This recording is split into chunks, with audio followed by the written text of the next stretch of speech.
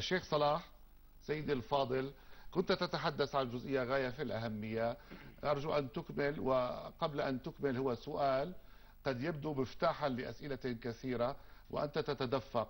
لمن تقول يا أخي كن أخي ولا تكن علي؟ هل تقول إلى منابر الفتاوى التي تكفر وتحلل وتحرم، أم تقول إلى الجهاديين الذين غاب عقلهم أو غيب أم اختطفوا إلى مطارح لا تحمد عقباها؟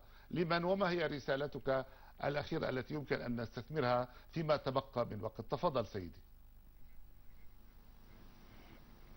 نعم، بورك فيك.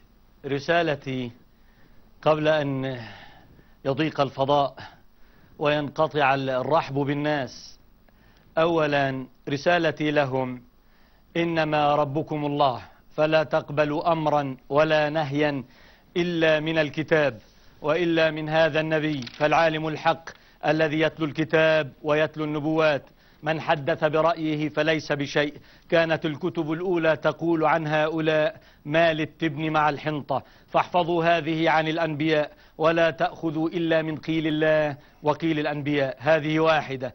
وإن كان حتى لا يقال علينا أننا يعني نقول غاية ومأربة، أنصح وأقول للرئيس الأسد، أقول له: